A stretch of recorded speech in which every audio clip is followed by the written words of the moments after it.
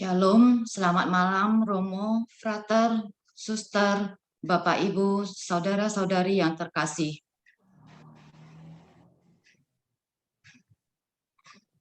Salam sehat dan selamat bertemu kembali pada malam hari ini di ruang virtual Zoom Devosi Kerahiman Ilahi Paroki Katedral Medan. Malam ini kita akan mendengarkan renungan yang akan dibawakan oleh Reverendus Dominus Martinus Joko Lelono dari Keuskupan Agung Semarang, Paroki Santo Mikael Pangkalan TNI AU Adi Sucipto Yogyakarta, dengan tema mengalami dan merasakan berkat-Nya.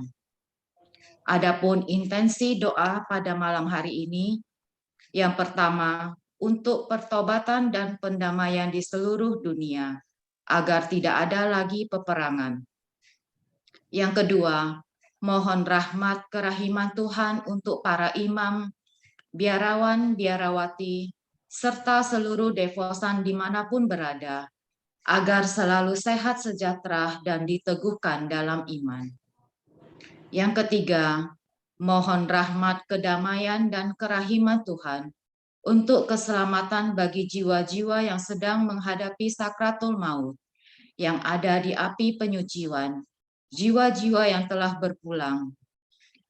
Ibu dari Romo Aki Purwanto, Delvi Erawati Silahulung, Bapak Sahala Michael Sitanggang, Bapak Kris Jono, Ibu Weni Chong, Novi Yanti, Vicky Amirudin, Catherine Octavia, Tan Joy Lai, Ruliana Simarmata, Bapak Jane Sukendar Harahap, Suhunan Nainggolan, Rufinus Jadiman Sipayung, Ibu Agnes Idawati, Ibu Rismawati Nababan, Magdalena Dewi Partiwi Gohan. Yang keempat, mohon rahmat kesembuhan untuk para umat yang sedang sakit. Hamdani Kosma, Frans Budianto, Maria Masdalena, Ibu Nilawati, Herianto Eng, Selvi Irawan, Pak Harli Tampu Bolon, Bapak Deni Mangunsong, Ibu Margaret Friska Pasaribu, Bapak Devran Silaban, Bapak Bobby Fransi Marmata, Ibu Nopita Silaban. Yang kelima, mohon rahmat keturunan bagi Cidi dan Herlinda. Ucapan syukur untuk yang berulang tahun di bulan Juli, Romo Marihot Simanjuta, Ibu Marta Meta. Yang kedelapan, mohon rahmat kesehatan dan kekuatan untuk para imam, khususnya Paus Fransiskus. Yang kesembilan, mohon doa untuk anak Felita agar disembuhkan dan disadarkan dari sakit yang ia alami. Marilah kita hening sejenak untuk menyampaikan intensi doa pribadi kita masing-masing.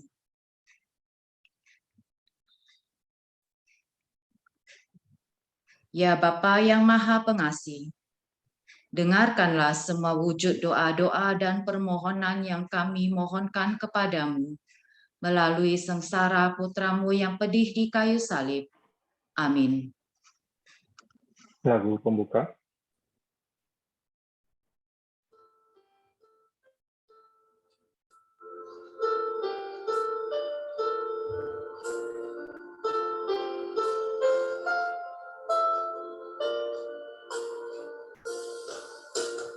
Jadikanku berkat-Mu Tuhan, jadi terang bagi sesama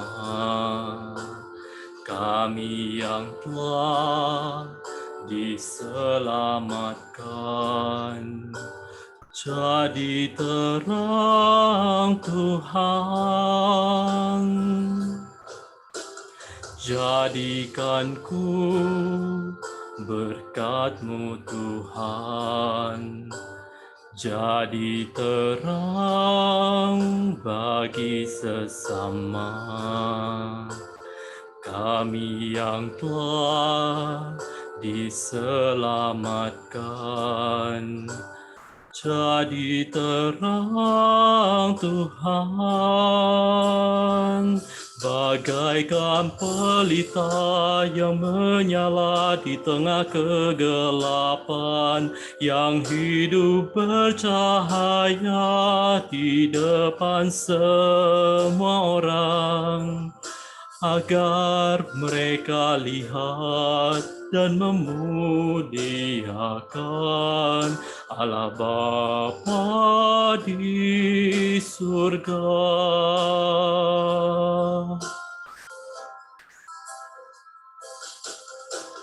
Jadikanku berkat-Mu Tuhan, jadi terang bagi sesama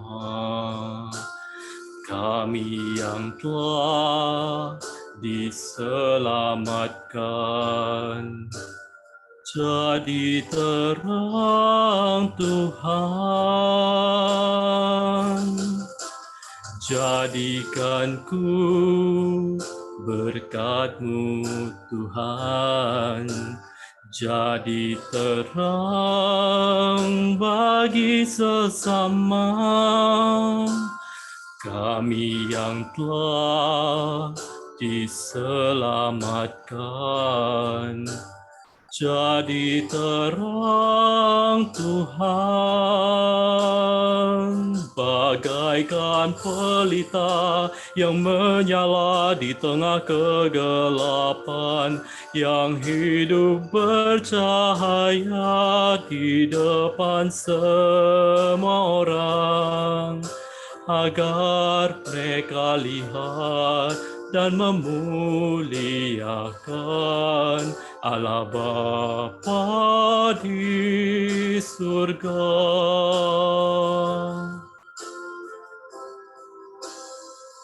Bagaikan pelita yang menyala di tengah kegelapan, yang hidup bercahaya di depan semua orang, agar mereka lihat dan memuliakan Allah Bapa di surga. Allah Bapa di surga. Allah Bapa di surga.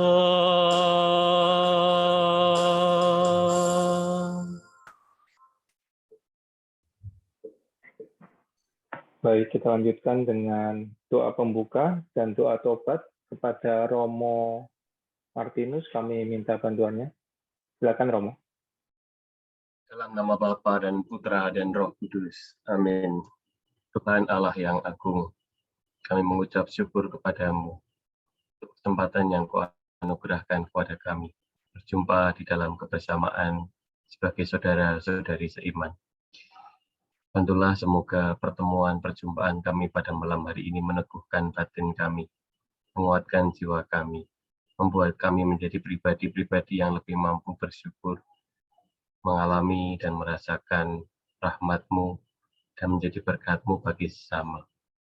Semoga perjumpaan ini boleh menjadi bagi kami penguatan iman untuk perjalanan kehidupan kami selanjutnya. Dimuliakanlah Engkau ya Tuhan Allah kami kini dan sepanjang masa. Amin. Kita hening sejenak, kita mengakui dosa dan kesalahan kita di hadapan Tuhan.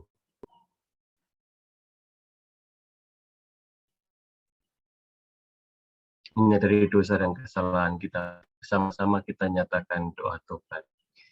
Saya mengaku kepada Allah yang Maha Kuasa dan kepada saudara sekalian bahwa saya telah berdosa dengan pikiran dan perkataan, dengan perbuatan dan kelalaian. Saya berdosa, saya sungguh berdosa. Oleh sebab itu saya mohon kepada Santa Perawan Maria, kepada para malaikat dan orang kudus, dan kepada saudara sekalian, supaya mendoakan saya kepada Allah Tuhan kita. Semoga Allah yang Maha Kuasa mengasihani kita, mengampuni dosa kita, menghantar kita ke hidup yang kekal. Amin. Kita lanjutkan dengan doa koronka. Demi nama Bapa dan Putra dan Roh Kudus. Amin.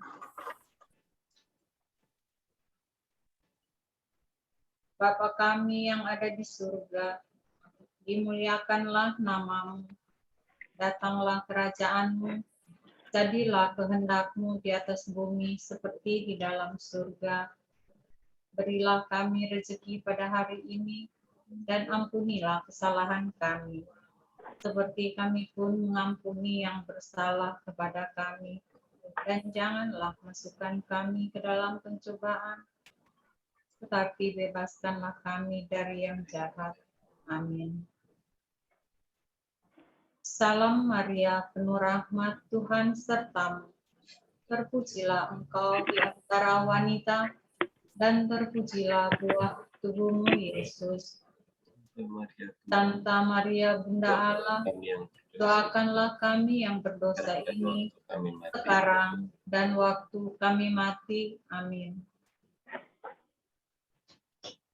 Aku percaya akan Allah, Bapa yang Maha Kuasa, Pencipta langit dan bumi, dan akan Yesus Kristus, Putranya yang tunggal Tuhan kita, yang dikandung dari Roh Kudus, dilahirkan oleh perawan Maria, yang menderita sengsara dalam pemerintahan Pontius Pilatus, disalibkan, wafat, dan dimakamkan, yang turun ke tempat penantian pada hari ketiga, bangkit dari antara orang mati, yang naik ke surga, duduk di sebelah kanan Allah Bapa yang Maha Kuasa. Dari situ ia akan datang mengadili orang hidup dan mati. Aku percaya akan Roh Kudus, Gereja Katolik yang kudus, persekutuan para kudus, pengampunan dosa, kebangkitan badan, kehidupan kekal. Amin. Bapa yang kekal, kupersembahkan kepadamu tubuh dan darah, jiwa dan kealahan Putramu yang terkasih, Tuhan kami, Yesus Kristus, sebagai pendamaian untuk dosa kami dan dosa seluruh dunia. Demi sengsara Yesus yang pedih, tunjukkanlah belas kasih-Mu kepada kami dan seluruh dunia. demi sengsara Yesus yang pedih, Tunjukkanlah belas kasih-Mu kepada kami dan seluruh dunia. demi sengsara Yesus yang pedih, Tunjukkanlah belas kasih-Mu kepada kami dan seluruh dunia. demi sengsara Yesus yang pedih, Tunjukkanlah belas kasih-Mu kepada kami dan seluruh dunia. demi sengsara Yesus yang pedih, Tunjukkanlah belas kasih-Mu kepada kami dan seluruh dunia. demi sengsara Yesus yang pedih, Tunjukkanlah belas kasih-Mu kepada kami dan seluruh dunia. demi sengsara Yesus yang pedih, Tunjukkanlah belas kasih-Mu kepada kami dan seluruh dunia.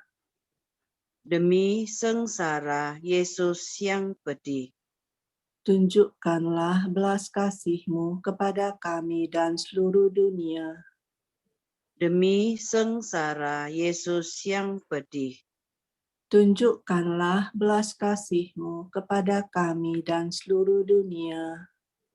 demi sengsara Yesus yang pedih, Tunjukkanlah belas kasih-Mu kepada kami dan seluruh dunia. Bapa yang kekal, ku persembahkan kepadamu tubuh, darah, jiwa, dan kealahan Putramu yang terkasih, Tuhan kami Yesus Kristus, sebagai pendamaian untuk dosa kami dan dosa seluruh dunia. Demi sengsara Yesus yang pedih, tunjukkanlah belas kasih-Mu kepada kami dan seluruh dunia.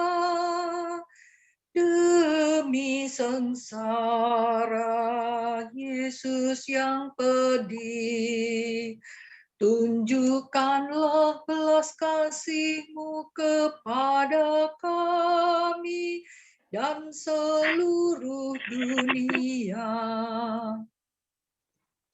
Demi sengsara Yesus yang pedih, tunjukkanlah belas kasih-Mu kepada kami dan seluruh dunia.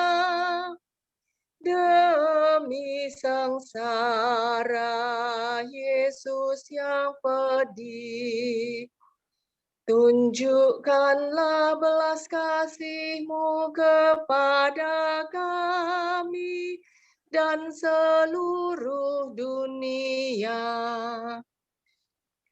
Demi sengsara Yesus yang pedih, tunjukkanlah belas kasih-Mu kepada kami dan seluruh dunia.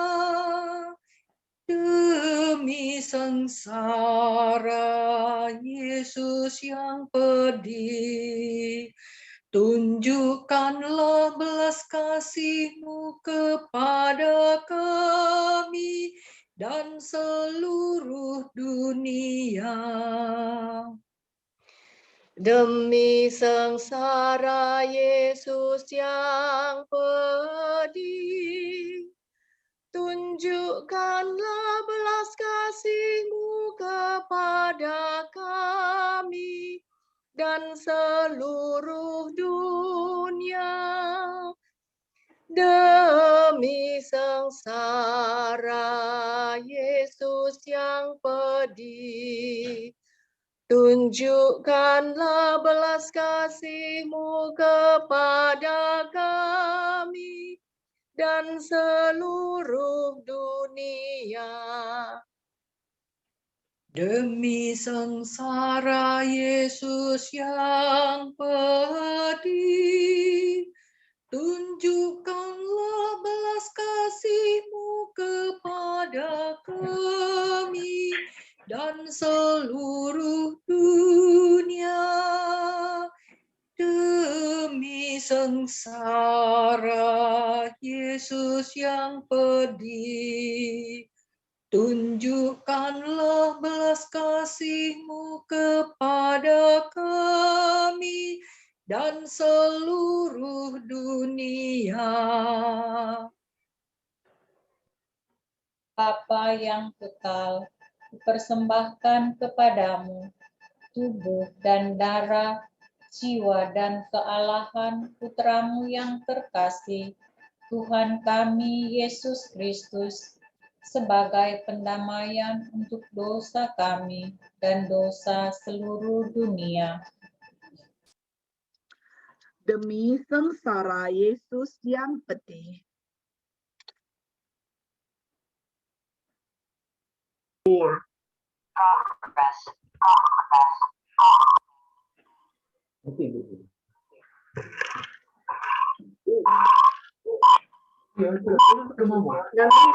tunjukkanlah belas kasih.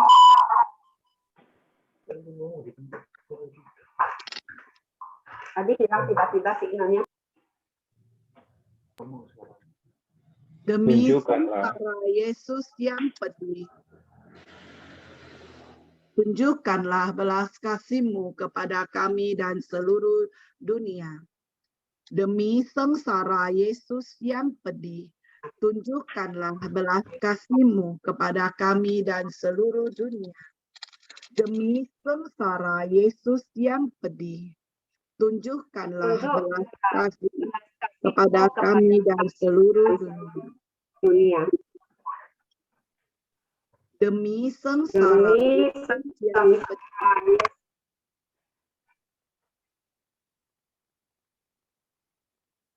tunjukkanlah belas kasih-Mu kepada kami dan seluruh dunia. Demi sengsara Yesus yang pedih, tunjukkanlah belas kasih-Mu kepada kami dan seluruh dunia. Demi sengsara Yesus yang pedih, tunjukkanlah belas kasih-Mu kepada kami dan seluruh dunia. Demi sengsara Yesus yang pedih, tunjukkanlah belas kasih-Mu kepada kami dan seluruh dunia. Demi sengsara Yesus yang pedih, tunjukkanlah belas kasih-Mu kepada kami dan seluruh dunia. Demi sengsara Yesus yang pedih, tunjukkanlah belas kasih-Mu kepada kami dan seluruh dunia. Bapa yang kekal, ku persembahkan kepadamu tubuh dan darah, jiwa dan kealahan Putramu yang terkasih, Tuhan kami Yesus Kristus, sebagai pendamaian untuk dosa kami dan dosa seluruh dunia.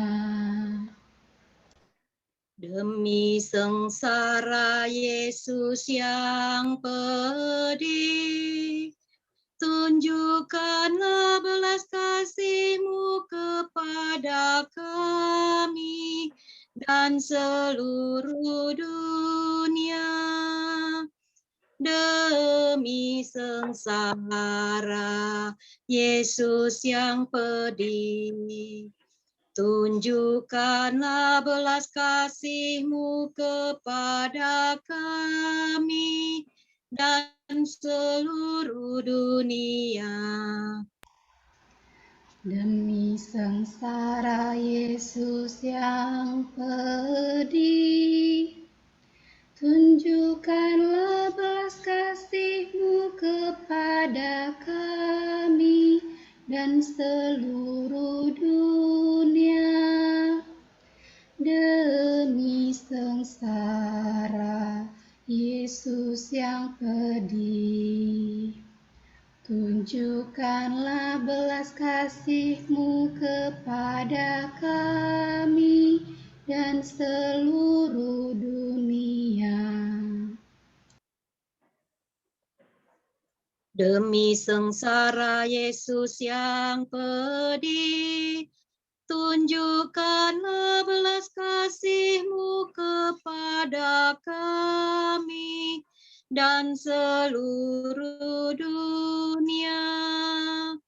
Demi sengsara Yesus yang pedih, tunjukkanlah belas kasih-Mu kepada kami dan seluruh dunia. Demi sengsara Yesus yang pedih, tunjukkanlah belas kasih-Mu kepada kami dan seluruh dunia.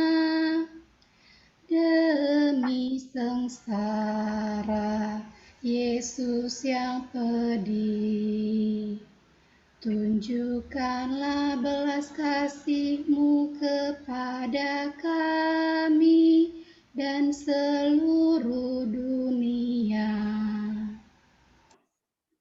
Demi sengsara Yesus yang pedih, tunjukkanlah belas kasih-Mu kepada kami dan seluruh dunia.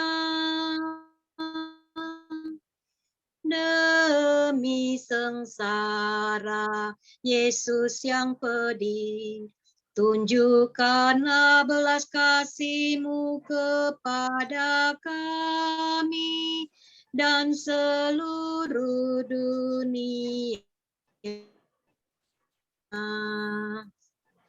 Bapa yang kekal, kupersembahkan kepadamu tubuh dan darah, jiwa dan kealahan Putramu yang terkasih, Tuhan kami Yesus Kristus, sebagai pendamaian untuk dosa kami dan dosa seluruh dunia. Demi sengsara Yesus yang pedih, tunjukkanlah belas kasih-Mu kepada kami dan seluruh dunia. demi sengsara Yesus yang pedih, Tunjukkanlah belas kasih-Mu kepada kami dan seluruh dunia. demi sengsara Yesus yang pedih, Tunjukkanlah belas kasih-Mu kepada kami dan seluruh dunia. demi sengsara Yesus yang pedih, Tunjukkanlah belas kasih-Mu kepada kami dan seluruh dunia. demi sengsara Yesus yang pedih, Tunjukkanlah belas kasih-Mu kepada kami dan seluruh dunia. demi sengsara Yesus yang pedih, Tunjukkanlah belas kasih-Mu kepada kami dan seluruh dunia. demi sengsara Yesus yang pedih, Tunjukkanlah belas kasih-Mu kepada kami dan seluruh dunia. demi sengsara Yesus yang pedih, Tunjukkanlah belas kasih-Mu kepada kami dan seluruh dunia. demi sengsara Yesus yang pedih, Tunjukkanlah belas kasih-Mu kepada kami dan seluruh dunia. demi sengsara Yesus yang pedih, Tunjukkanlah belas kasih-Mu kepada kami dan seluruh dunia. Allah yang kudus, kudus dan berkuasa, kudus dan kekal, kasihanilah kami dan seluruh dunia. Allah yang kudus, kudus dan berkuasa, kudus dan kekal, kasihanilah kami dan seluruh dunia. Allah yang kudus, kudus dan berkuasa, kudus dan kekal, kasihanilah kami dan seluruh dunia. Yesus Raja Kerahiman Ilahi, Engkaulah andalanku. Baik. Bapak, Ibu, Suster dan Frater yang terkasih, kita lanjutkan dengan renungan yang akan dibawakan oleh Romo Martinus. Kepada Romo, kami persilakan. Baik, Mas, saya share sendiri ya, screen-nya. Bisa, Romo. Ya.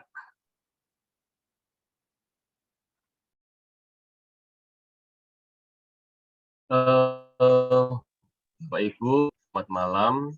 Saya bersyukur sekali diundang lagi untuk kegiatan ini setelah 1 tahun dan membanggakan bahwa komunitas ini berjalan setia sampai sekarang, masih lebih dari 80 orang setiap kali datang. Ini luar biasa.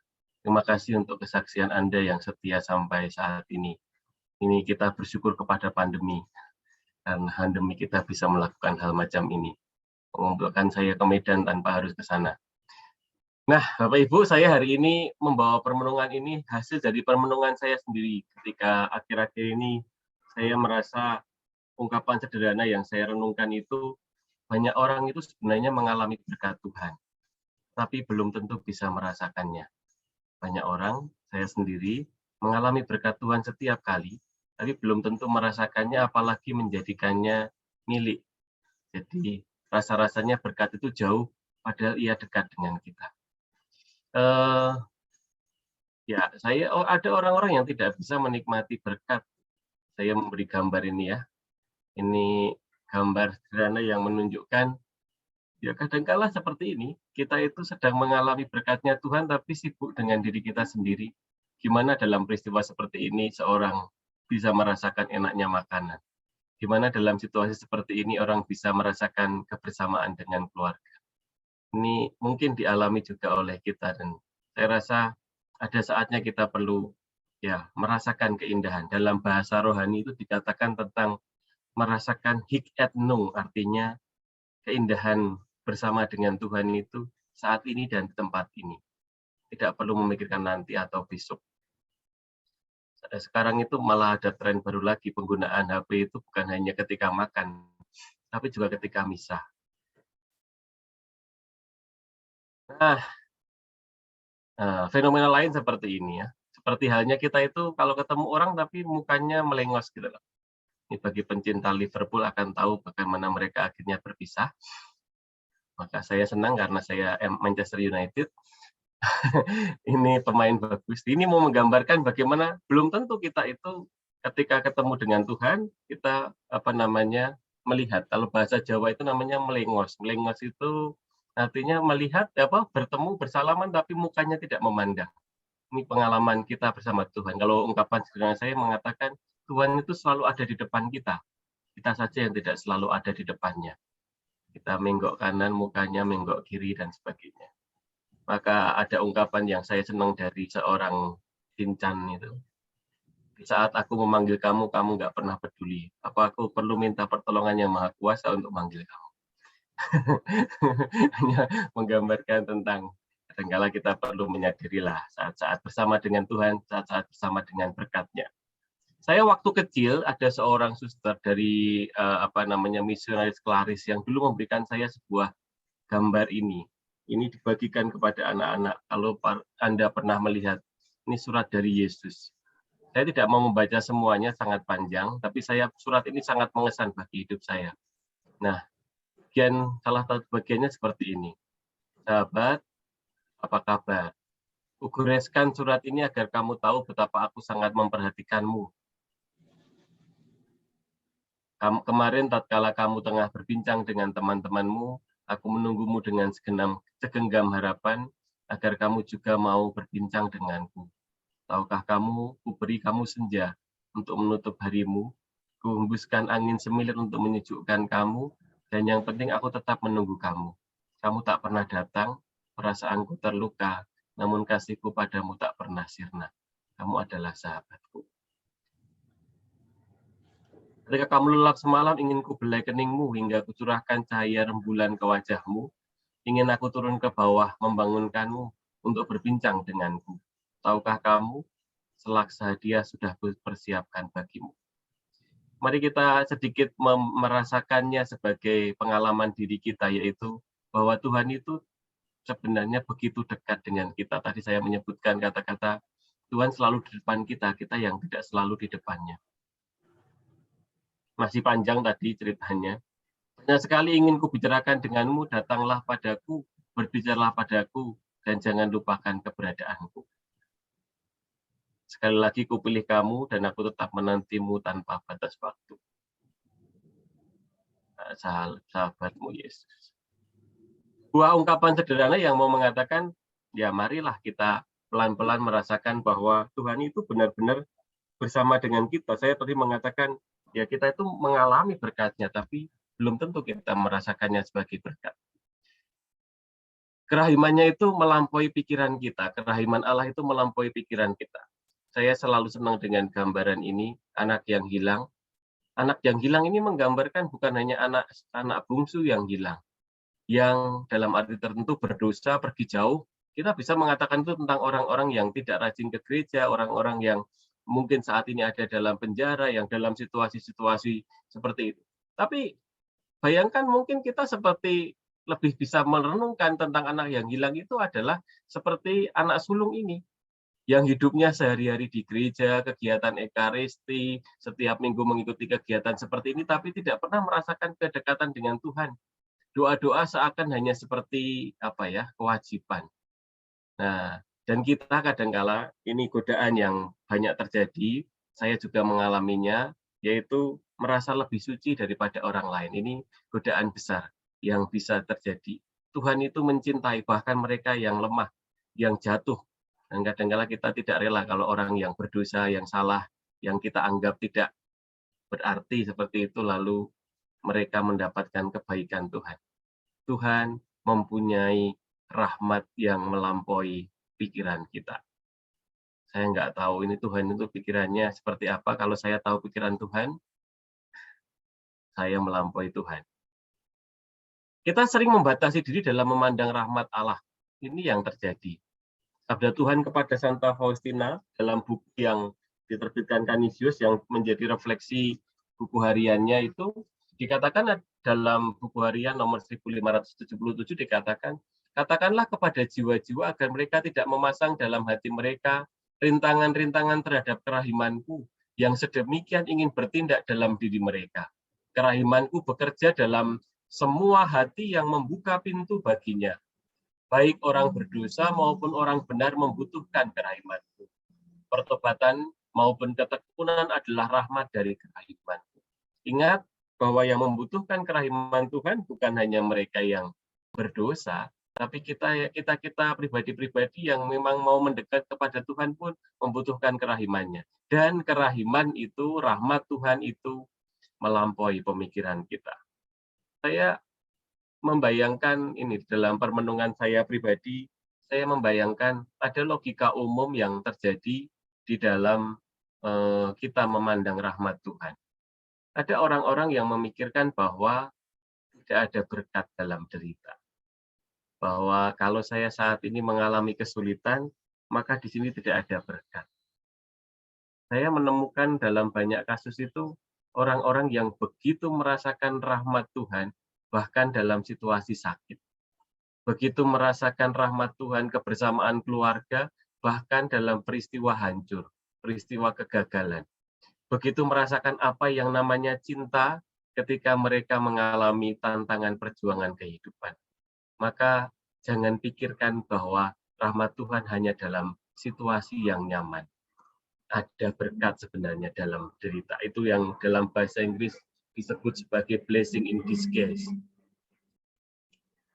Atau rahmat Tuhan itu dipikirkan adalah sesuatu yang selalu besar. Rahmat Tuhan itu, mukjizat Tuhan itu selalu adalah tentang penyembuhan dari sakit.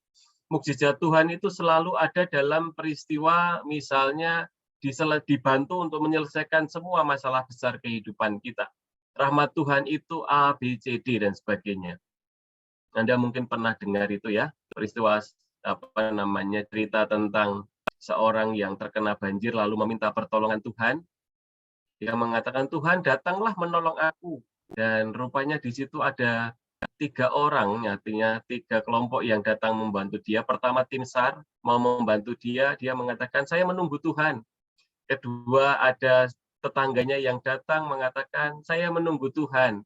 Dan yang ketiga itu ada orang lain lagi yang datang lalu dia masih mengatakan saya masih menunggu Tuhan. Dan akhirnya dia mati, dan ketika bertemu dengan Tuhan, Tuhan mengatakan, dia bertanya pada Tuhan, Tuhan, kenapa engkau tidak datang? Engkau tidak menyelamatkan aku dari banjir itu. Dan Tuhan mengatakan, aku sudah mengirim 3 orang kepadamu. Apakah kamu tidak melihatnya? Rupanya rahmat Tuhan itu tidak seperti yang kita pikirkan. Kadangkala dalam bentuk yang sederhana, tapi itulah rahmat Tuhan. Atau rahmat Tuhan itu tidak biasa-biasa saja, ya.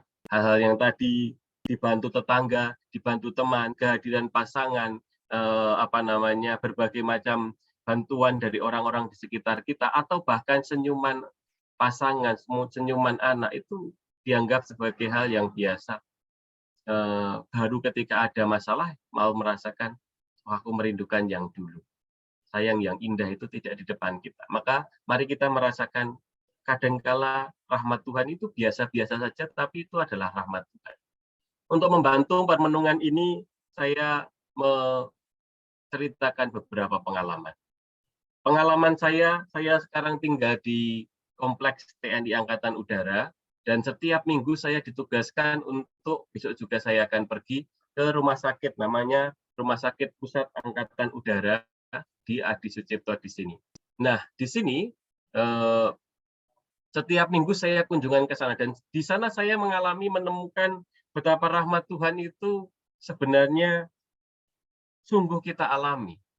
Saya ketemu dengan orang-orang yang saya dulu pernah ketemu dengan seorang simbah yang sudah sepuh, tua, lalu di sana dia kena gula, lalu ada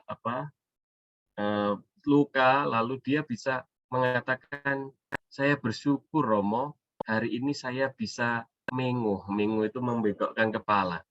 Saya bersyukur Romo, saya masih bisa tidur satu malam. Hal yang bagi kita biasa tidur, itu rupanya luar biasa bagi mereka. Lalu ketika saya waktu COVID itu datang mengunjungi mereka, ada orang yang mengatakan, saya pengen ketemu teman-teman, Romo. Kita bisa pergi kemana-mana bertemu dengan teman-teman, tidak merasa itu berkat, tapi orang yang diisolasi 14 hari itu merasakan betapa perjumpaan dengan orang itu adalah berkat. Atau pengalaman saya melihat kegembiraan anak-anak di panti asuhan ketika melihat kedatangan saya dan dianggap sebagai seorang bapak. Saya merasakan hangatnya kerinduan mereka. Dan ketika saya bertanya pada suster, seringkali mereka bertanya, siapa bapak saya, siapa ibu saya. Sementara kita yang memiliki bapak ibu, kadangkala merasa itu biasa-biasa saja, bahkan ada banyak anak yang sudah lama tidak menghubungi orang tuanya. Atau pengalaman saya sendiri dulu sebagai frater, saya pernah, ini ada pesawat lewat. Ya, dulu sebagai frater saya pernah keluar dari seminari. Dengan uang yang terbatas saya tinggal di kos-kosan. Suatu sore saya hanya punya uang 100.000 untuk 2 minggu. Dalam waktu itu untuk makan pasti kurang, maka saya memutuskan untuk makan 2 kali dalam sehari. Sekalian untuk menguruskan diri. Sampai sekarang nggak kurus-kurus. Nah, pada waktu itu, sore hari saya membuat mie di dalam water heater, kalau Anda tahu bentuknya bunder itu. Nah, saya salahnya adalah memasukkan telur ke dalamnya. Dan akhirnya telur itu gosong, mie-nya juga gosong, tidak bisa dimakan. Akhirnya saya membuang mie itu dengan perasaan, ya malam ini kita puasa. Dengan pikiran malam ini kita puasa. Itu jam 4 sore, saya biasanya makan jam 10 dan jam 4 untuk mengatur anak kos. Anda yang pernah kos tentu tahu. Nah, pada waktu itu akhirnya saya sudah siap untuk tidur dalam rasa lapar malam itu. Karena kalau enggak, saya enggak bisa makan lagi untuk kemudian. Nah, kemudian jam 6 sore, itu ada seorang teman yang masih di seminari, frater, dia mengatakan, ayo kita keluar makan, hari ini aku ulang tahun. Dan Anda tahu, dia memberi saya makan ayam bakar. Kami makan ayam bakar. Dan saya waktu itu melihat ayam bakar itu sebagai Tuhan yang hadir. Betapa saya menghargai makanan itu sebagai rahmat Tuhan. Dan saya begitu merasakan itulah kehadirannya yang nyata. Yang seringkali saat ini ketika ada begitu banyak makanan di pasturan, kadang-kadang merasa, oh ya, bagaimana ini rasanya menjadi pribadi yang ada rasa, tetap merasakan betapa begitu banyak rahmat yang kita alami ini adalah nyata sebagai berkat Tuhan. Berkat Tuhan itu nyata dalam hidup saya, nyata dalam hidup kita. Jadi di sini lalu kita memahami apa yang tadi dikatakan kepada Santa Faustina, jangan membatasi, jangan memasang dalam hati rintangan-rintangan terhadap kerahimanku. Jangan mengatakan bahwa rahmat Tuhan itu harus besar, rahmat Tuhan itu tidak biasa-biasa saja, Rahmat Tuhan itu adalah rahmat yang selalu ada dalam situasi gembira. Tidak. Ada begitu banyak rahmat yang bisa kita lihat dalam hidup kita.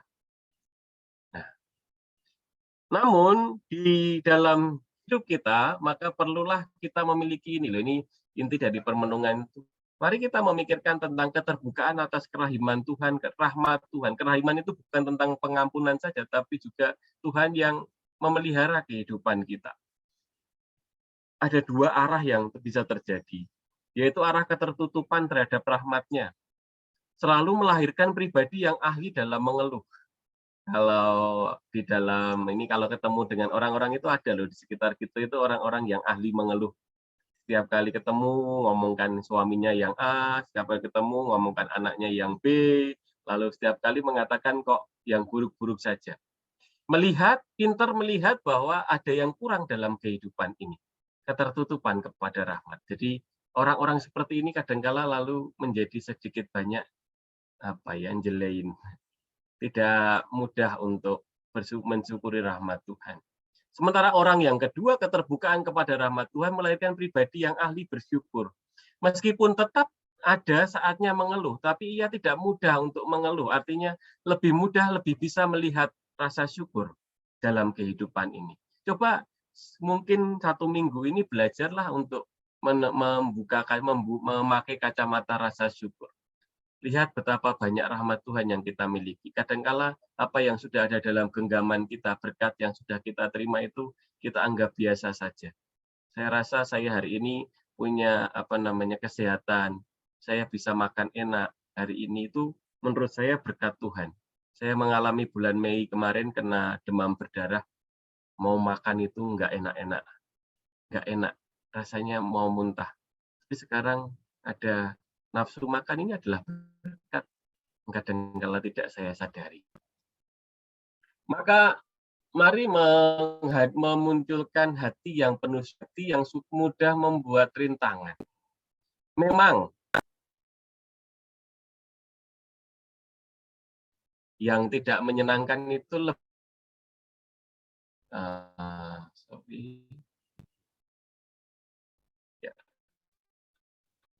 merasaan yang tidak mengalami, yang tidak gampang itu sudah datang kepada kita. Kita lebih mudah memiliki alasan untuk melihat dunia yang penuh kehancuran atau penderitaan. Lebih mudah melihat keluarga kita yang kurang, karena melihat keluarga yang lain yang tampaknya jauh lebih indah, jauh lebih baik daripada keluarga kita. Kita bisa melihat kehidupan orang lain tampak lebih agung daripada yang kita miliki. Perasaan-perasaan itu mudah datang ke tempat kita. Dalam keheningan doa, mari kita mencoba untuk mendengarkan suara batin yang mengatakan ini kalau kita mampu melihat berbagai rahmat Tuhan itu, lalu kita bisa mengatakan, engkau adalah anak yang kukasihi, kepadamu aku berkenan. Kita itu sebenarnya begitu banyak dikasihi oleh Tuhan. Tapi seringkali kita kesulitan merasakan bahwa kita diberkati. Ungkapan itu biasa saja merupakan tanda bahwa kita tidak sanggup sungguh memperhatikan berkat yang diberikan Tuhan kepada kita. Misalnya tadi saya mengatakan tentang nafsu makan, saya mengatakan tentang keluarga, saya mengatakan tentang kesehatan, itu dianggap biasa-biasa saja. Bisa menutup mata, membuka mata, bisa tidur, itu kalau dianggap sebagai hal yang biasa, ya bisa. Tetapi kalau kita sebagai pribadi yang mau fair dan lebih jujur mengakui, itu adalah berkat Tuhan yang melimpah. Akan ada saatnya di mana kita melihat itu sebagai berkat yang sangat kita rindukan. Padahal berkat ini, bahasa yang saya senang ini dari buku Romo Henry Nouwen, yang buku yang diterjemahkan oleh Kardinal Suharyo, yang mengatakan tentang itu loh, diambil, diberkati, dipecah-pecah, dan dibagikan. Spiritualitas Ekaristi. Ungkapannya itu bagus sekali. Berkat itu datang dari segala arah. Berkat Tuhan itu datang dari segala arah. Keyakinan bahwa diri kita adalah pribadi yang diberkati akan menimbulkan keinginan yang kuat untuk memberkati orang lain.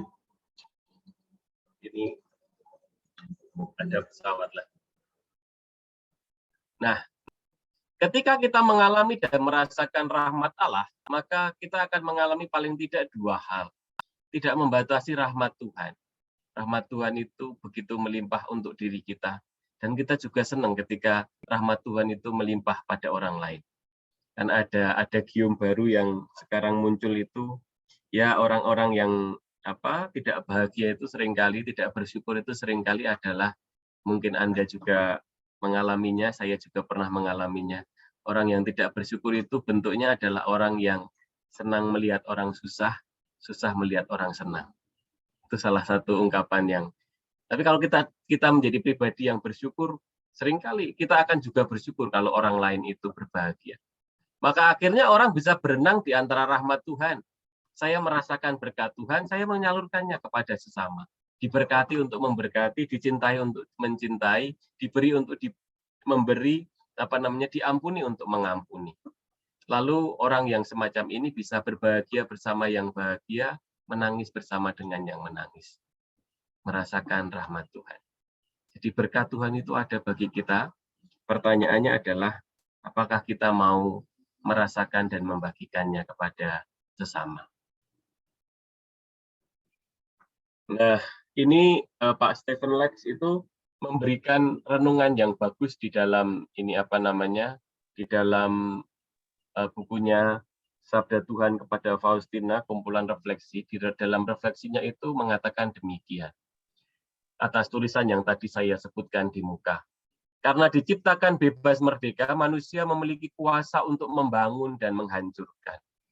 Untuk mencintai atau membenci, untuk menjadi Allah atau menolak status itu selamanya. Kuasa yang satu ini dahsyat, sehingga berbahaya. Jadi kita itu kalau mau mengisi hati kita, mengisi diri kita dengan apapun bebas. Kita mau mengisi dengan kebencian, bisa. Kalau kita mau mengisinya dengan dendam, bisa.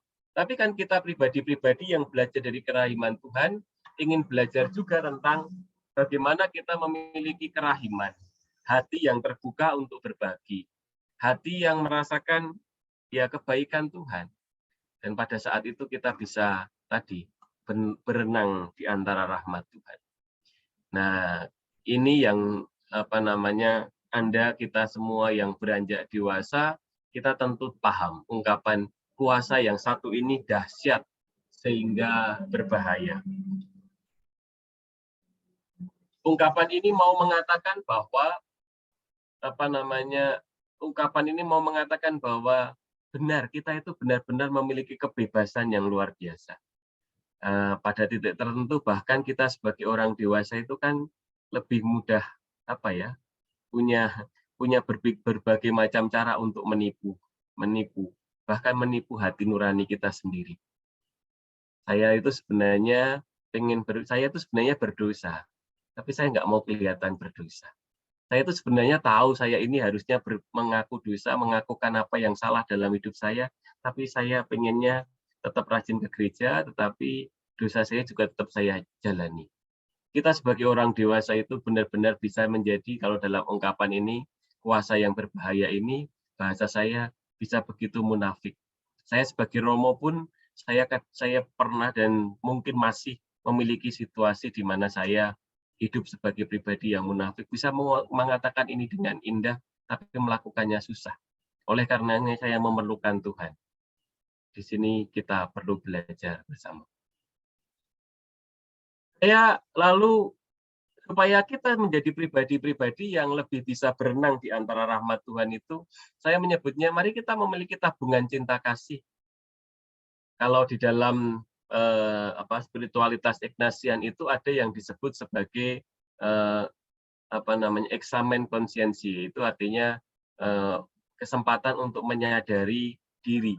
Dan menyadari diri itu seringkali adalah tentang dosa dan salah, kecenderungan-kecenderungan negatif dalam hidup kita, tetapi juga bisa tentang berbagai macam rahmat Tuhan yang kita terima. Dulu waktu saya misa perdana sebagai Romo, saya dari desa, dan di sana kami harus membuat panggung untuk bisa misa, supaya umatnya bisa banyak. Dan saya hari itu melihat betapa begitu banyak orang berbondong-bondong membantu persiapan misa perdana saya. Dan pada waktu itu ada yang ngurusi daging, ada yang ngurusi snack, ada yang ngurusi panggung, ada yang nyanyi, ada yang main gamelan, waktu itu ada yang main gamelan Jawa, lalu ada juga yang mengurusi undangan, ada yang mengurusi teks dan macam-macam. Dan hari itu di dalam doa saya mengatakan saya sungguh dicintai. Dan sampai hari ini saya dalam hati selalu mencoba mengumpulkan, saya punya tabungan cinta kasih. Ketika ada pengalaman sulit, saya tidak merasa hidup saya benar-benar hancur. Saya sudah dicintai Tuhan. Maka orang-orang yang menurut saya salah satu ciri dari orang yang memiliki tabungan cinta kasih itu, orang mudah tersenyum. Meskipun giginya tinggal 2. Ada 2. Dan bukan orang yang merengut. Ini masih kecil sudah kelihatan tua. Nah, Bapak Ibu, akhirnya menjadi seperti Yesus ini, yang mudah tersenyum, mudah mensyukuri kehidupan. Memang hidup tak sempurna. Tapi dalam hidup yang tak sempurna ini, rahmat Tuhan melimpah untuk kita. Asal hatinya siap menerima rahmat Tuhan. Asal hatinya siap menerima rahmat Tuhan. Salah satu tulisan lagi dari buku harian itu dikatakan, semakin besar iman keyakinan suatu jiwa, semakin banyak rahmat yang akan ia terima. Jiwa-jiwa yang pengharapannya tanpa batas merupakan penghiburan yang paling besar bagiku. Sebab dengan demikian, aku dapat melimpahkan kasanah rahmatku ke dalam diri mereka. Rahmat Tuhan itu bukan apakah rahmatnya besar atau tidak untuk kita. Rahmat Tuhan itu bukan apakah ia melimpahkan yang begitu-begitu agung tentang kita. Rahmat Tuhan itu adalah tentang bagaimana hati kita dipersiapkan untuk menerima berkat-Nya. Ini mirip dengan ungkapan sederhana yang saya temukan dalam sebuah buku renungan yang kemarin saya baca itu. Ungkapannya adalah, kekayaan itu bukan soal jumlah. Kekayaan itu soal mental. Kalau mentalitasnya miskin, ya dapat berapa banyak pun dia tetap merasa miskin. Syukur itu soal mental, bukan soal jumlah. Berkat Tuhan itu mungkin kecil, tapi kita rasakan begitu agung.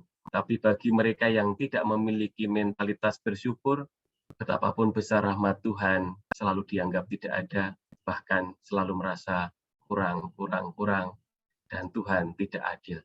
Mungkin kita adalah pribadi yang demikian, yang seperti anak sulung dalam cerita anak yang hilang. Terima kasih.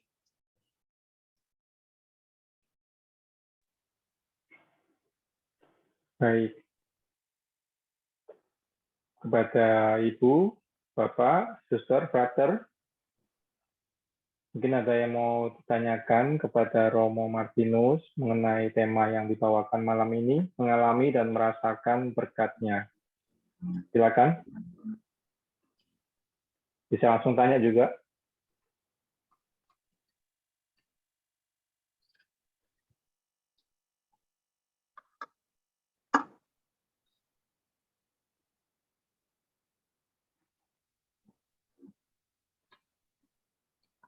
Baik, kalau belum ada yang bertanya, saya bertanya dulu ya kepada Romo Martinus. Romo, terkait dengan tema malam ini, biasanya orang kan merasakan berkat itu dalam hal kekayaan ya. Apakah dalam hal itu kita juga terkesan munafik ya, Romo? Kalau kita membanggakan kekayaan, walaupun itu tahu kita, itu berasal dari Tuhan. Ya, apakah suara saya terdengar? Oh iya. Ya. Ini karena ada pesawat banyak, ini karena latihan terbang mereka. Jadi, apakah berkat itu selalu soal kekayaannya? Kalau sampai seperti itu, kita akan jatuh ke dalam situasi yang nelongso. Nelongso itu apa ya? Merana. Ada saat di mana kita akan merana. Saya senang dulu saya menulis kalau Anda mau membaca di detik.com, itu saya pernah menulis tentang Adi Kurdi dan warisan keluarga ideal. Dalam sebuah episodenya, Anda tahu ya, keluarga cemara itu loh. Itu ada diskusi antara Adi Kurdi dengan istrinya, dan mereka berdua itu mengatakan istrinya mengatakan, enak ya dulu ketika kita masih kaya. Mereka masih waktu itu kan jatuh miskin ya. Lalu mengatakan, enak ya dulu waktu kita masih kaya kita bisa beli apa-apa. Lalu si suaminya itu mengatakan, tapi dulu waktu kita kaya kita terus bertengkar. Ada situasi yang perlu dilihat, ada berkat di baliknya. Juga kalau kita terus merasa bahwa berkat itu sama dengan kesehatan, lalu seakan-akan mereka yang sakit itu tidak mengalami berkat. Ada saat di mana kita mengatakan berkat Tuhan itu datang dari berbagai macam arah. Karena itu soal hati, tadi saya mengatakan itu soal mental. Rasa syukur itu membantu kita untuk bisa kebaikan dalam hidup. Meskipun juga bukan berarti bahwa maaf, ini ada suara siapa ya? Tapi itu juga bukan berarti bahwa kita tidak berjuang. Kita pasti tentu harus berjuang. Tetapi bukan berarti lalu kita mengatakan tidak ada berkat Tuhan di dalam situasi-situasi yang tidak ideal dalam kehidupan kita. Itu saja yang katakan. Karena kalau mentalitas kita mengatakan semuanya adalah rahmat, itu pasti baik, pasti gampang, pasti ini, ya akan ada banyak situasi di mana kita tidak siap dengan rahmat Tuhan juga di dalam derita dan kesulitan. Baik, terima kasih Romo. Silakan, mungkin ada yang mau bertanya. Ya. Bu Erna tadi buka suara, buka mic. Silakan, mungkin mau bertanya.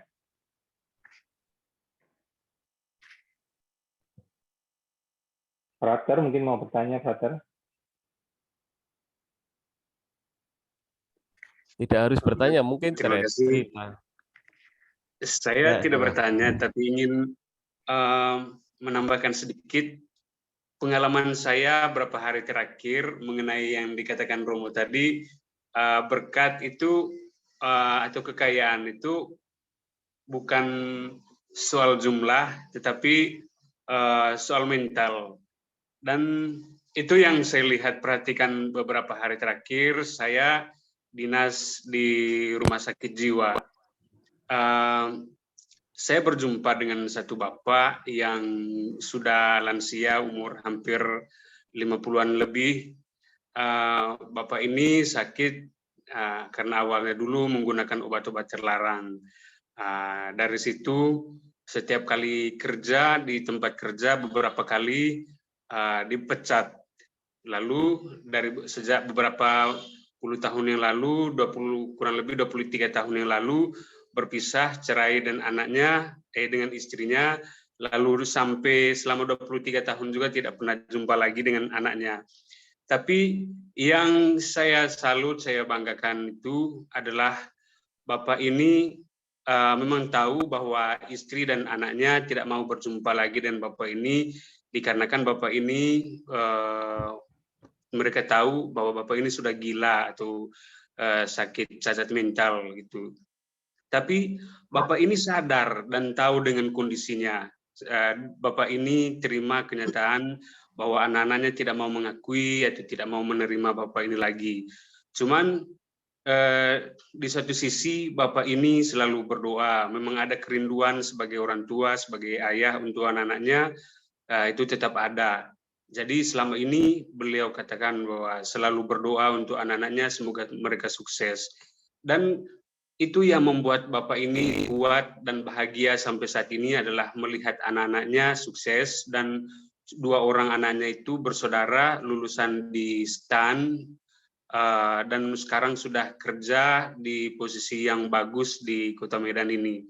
Dan Bapak ini selama kurang lebih setelah sembuh, setelah sehat, selalu berusaha untuk punya waktu untuk melihat anaknya, tapi tidak mau menjumpai, hanya untuk melihat dari jauh. Dan dari situ Bapak ini sudah merasa bahagia, merasa puas anaknya sudah tumbuh besar dan menjadi orang yang sukses. Bapak ini merasa semua doa-doanya selama ini dikabulkan, terlepas dari kondisinya yang selama puluhan tahun dari kecil sampai anak-anaknya sekolah, Bapak ini tidak terlibat untuk membiayai, tetapi tanggung jawab istri dan saudara-saudaranya yang lain. Itu Bapak ini selama ini memang masih di rumah sakit karena sudah ketergantungan obat, harus minum obat. Kalau tidak minum obat akan kembali seperti yang dulu, yang lupa ingatan atau tidak bisa melakukan aktivitas secara normal. Tetapi setelah selama ini sudah kembali sadar normal, Bapak ini selalu melihat anaknya walaupun dari tempat jauh.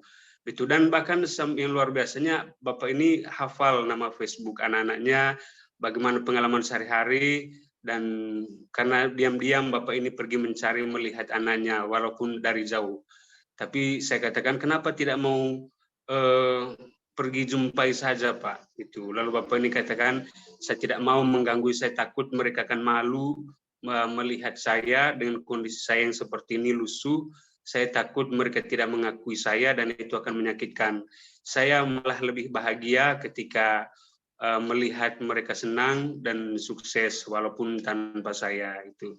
Jadi itu yang mau saya katakan tadi adalah bahwa ukuran kebahagiaan tadi bukan soal banyaknya uang, bukan soal bagaimana kita sehat seperti yang dikatakan oleh Romo, tapi bagaimana kita bisa melihat hal-hal atau nilai positif dan bisa mensyukuri apapun yang kita alami. Yang paling penting adalah bagaimana kita mampu melihat hal-hal positif dari pengalaman buruk sekalipun yang kita alami dalam kehidupan sehari-hari. Saya terima kasih. Baik, terima kasih, Frater. Suatu kesaksian yang luar biasa. Mungkin ada lagi dari Bapak Ibu yang mau menanggapi atau mau memberi kesaksian. Kalau belum ada lagi yang bertanya, silakan. Kalau mau ada yang mau kesaksian, Bu Emma. Terima kasih Pak Heru. Selamat malam Romo. Malam Bu. Tadi ketika Romo mengatakan kerahiman Allah melampaui pikiran kita semua, itu ada dalam renungan tentang kerahiman ilahi di buku harian Santa Faustina 949. Kerahiman ilahi yang menyertai kami sepanjang hidup kami, Engkau andalanku. Kata-kata itu bagi saya luar biasa, Romo. Ketika saya melayani sosialisasi kerahiman di Lite, Adonara, saya mendapatkan itu berciro. Saya bersyukur dapat membersihkan tubuh dengan air yang terbatas. Bagi saya indah sekali ketika saya sudah sampai di rumah. Itu bagi saya luar biasa bersyukurnya. Saya juga pernah mengajak anak-anak ke suatu pedalaman namanya Watugong. Kami mandi dengan air hujan yang ditampung. Kami semua tidak ada yang komentar air hujan yang tidak nyaman di tubuh ya, masih ngelingit gitu ya. Tapi kami semua senang, tidak ada rasa bagaimana gitu. Romo juga tadi memberi contoh tentang syukur dengan makanan. Seumur hidup saya belum pernah mencicipi makanan tales, Romo. Tapi ketika Suster PRR menyuguhkan tales rebus dengan sambal, itu ternyata enak sekali. Jadi saya ketagihan tuh Romo. Wah, luar biasa itu. Jadi yang sebetulnya makanan yang memang dimakan oleh saudara-saudara kami dimanapun itu wah luar biasa. Dari situ saya langsung bisa mengerti makanan yang tadinya bagi saya tidak enak, tapi ternyata wah luar biasa enaknya. Tabungan cinta kasih yang Romo sarankan untuk kami, itu memang kami sudah memperhatikan dari awal anak-anak kegiatannya sekitar gereja sampai hari ini, Romo. Di dalam buku harian Santa Faustina itu ada yang nomor 1687. Perhatikanlah kasana rahmat yang mengalir kepada jiwa-jiwa. Tetapi tidak semua jiwa itu tahu bagaimana memanfaatkan kemurahanku. Itu sabda Yesus, Romo. Bagi saya indah sekali. Hanya itu saja, Romo. Terima kasih. Terima kasih. Baik, terima kasih Bu Emma untuk sharing singkatnya. Ada lagi, satu lagi yang mau sharing singkat, kami persilakan.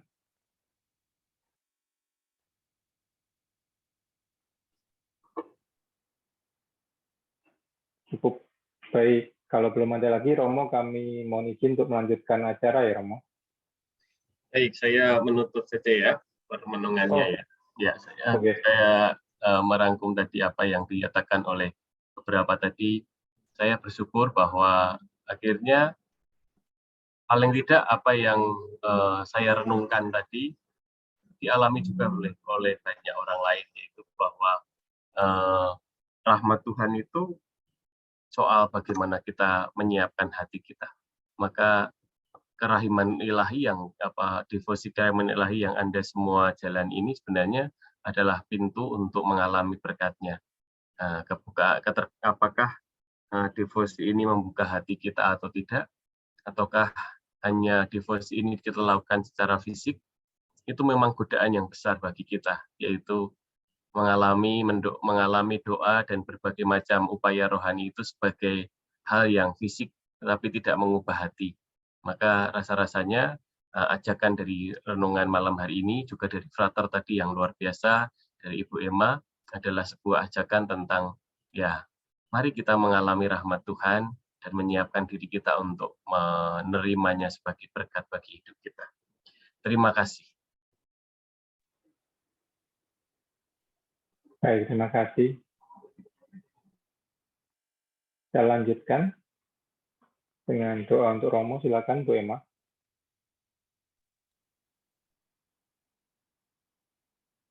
Doa untuk Romo Martinus.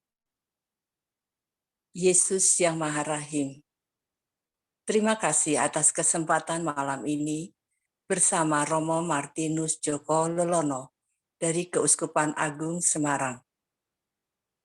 Mohon Yesus selalu menguatkan Romo Martinus untuk karya imamat dan tugas rutinitasnya dengan kekuatan Roh Kudus, agar Romo dapat selalu sehat, mengayomi umat, dan mengantar umat di sekitarnya untuk mengalami dan merasakan berkat Yesus yang berlimpah-limpah. Penjelasan Romo yang begitu indah membuat kami berdoa memohon kepada Yesus. Mohon jadikan kami pendengar dan pelaksana sabda-Mu di sepanjang hidup kami. Amin. Dalam Injil hari ini Yesus bersabda, "Siapapun yang melakukan kehendak Bapa-Ku di surga, dialah saudaraku laki-laki, dialah saudaraku perempuan, dialah ibuku." Mari memohon agar Bunda Maria selalu mendoakan dan menjaga kita semua. Salam Maria, penuh rahmat, Tuhan sertamu. Terpujilah engkau di antara wanita, dan terpujilah buah tubuhmu Yesus. Santa Maria, Bunda Allah, doakanlah kami yang berdosa ini, sekarang dan waktu kami mati. Amin.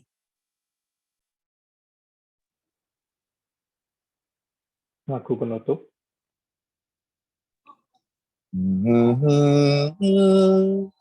Ku dapatkan di hatiku mutiara yang permai, Tuhan Yesus kawan karib, takkan lagi tercerai.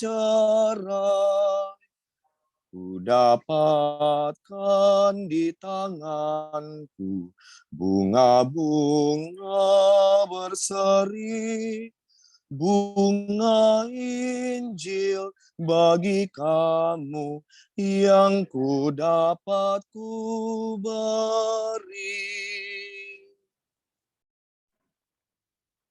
Baik, satu pengumuman sebelum kita menutup rangkaian acara pada malam hari ini. Bapak Ibu, kami mengucap terima kasih sudah bisa join malam hari ini, dan juga bagi yang tergerak untuk memberikan persembahan kasih, bisa lihat di chat ya. Kami mengucapkan terima kasih bagi yang tergerak hatinya untuk memberikan persembahan kasih. Nanti setelah doa penutup dan doa berkat, kita buka kamera ya, kita ambil foto ya. Baik, Kepada Romo Martinus, kami mohon bantuannya untuk doa penutup dan doa berkat. Silakan Romo. Mari kita berdoa. Dalam nama Bapa, Putra, dan Roh Kudus. Amin. Allah Bapa yang Maha Kasih, kami mensyukuri rahmat-Mu yang memungkinkan kami bersatu, bersekutu sebagai umat Katolik yang boleh bersama-sama menimba kerahiman dari kerahiman Yesus Tuhan kami. Bantulah agar kami semakin hari semakin mampu membuka hati untuk merasakan kehadiran-Mu dan menghadirkan Engkau di dalam langkah hidup kami. Berilah umat-Mu yang berhimpun pada malam hari ini berkat sesuai dengan kebutuhannya masing-masing. Yang sakit Engkau sembuhkan, yang sedang mengalami kegalauan, kesulitan hidup Engkau kuatkan, dan mereka yang sedang mengalami berkat rahmat-Mu, Engkau panggil untuk berbagi berkat bagi sesama. Terima kasih untuk perjumpaan malam hari ini. Berkatilah istirahat kami malam hari ini, keluarga kami, dan semua yang kami bawa dalam doa-doa kami. Dimuliakanlah Tuhan kini dan sepanjang segala masa. Amin. Tuhan bersamamu. Dan bersama rohmu. Kita semua hidup perjuangan kita. Saudara-saudari yang kita bawa dalam doa-doa kita. Diberkati, dilindungi, dan dibimbing oleh Allah yang Maha Kuasa, Bapa dan Putra dan Roh Kudus. Amin. Amin. Amin.